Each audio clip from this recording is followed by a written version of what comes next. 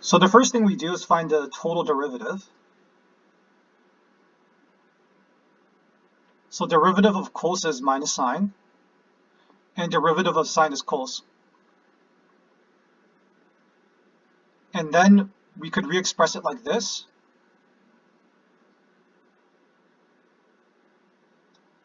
And this t that we see here, that signifies the transpose.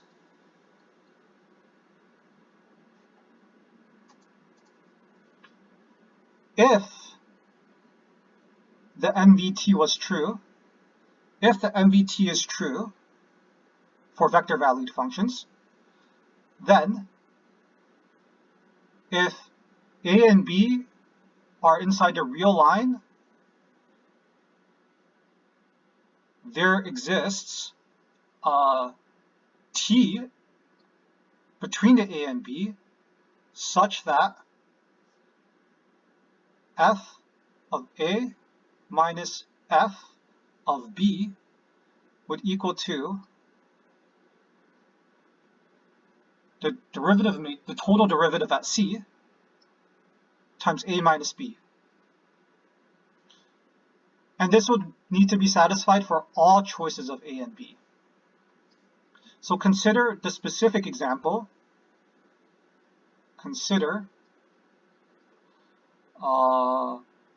let's say A is equal to 2 pi, and let's say B is equal to 0.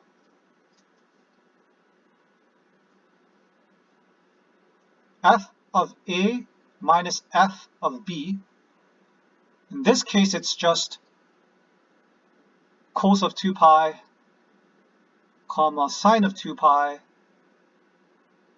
minus cos of 0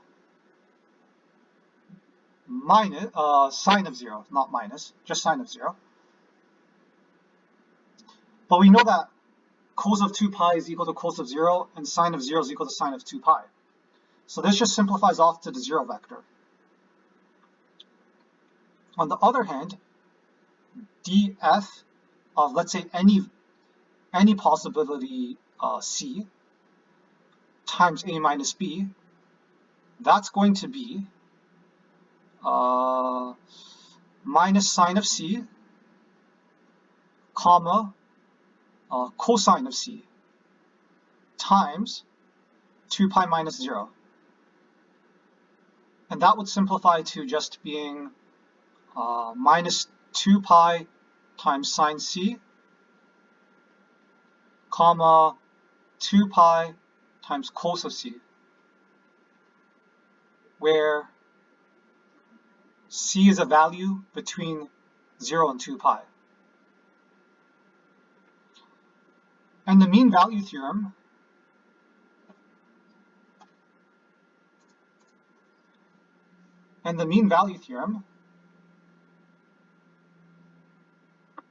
says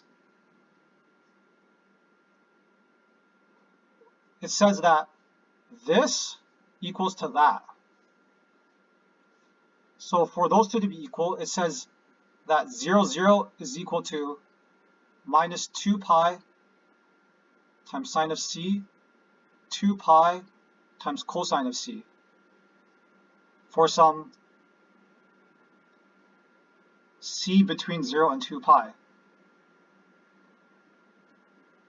The problem is that no such C between 0 and 2 pi satisfies the above equation. So no such C actually can satisfy this, cannot be satisfied.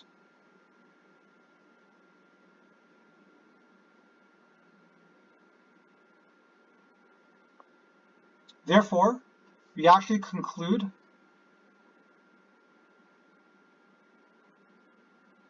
the mean value theorem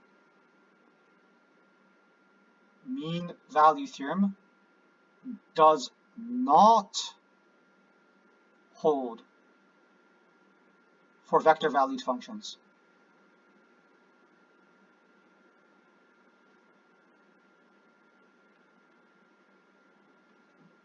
So we know the mean value theorem does not hold for vector valued functions because we found a counterexample.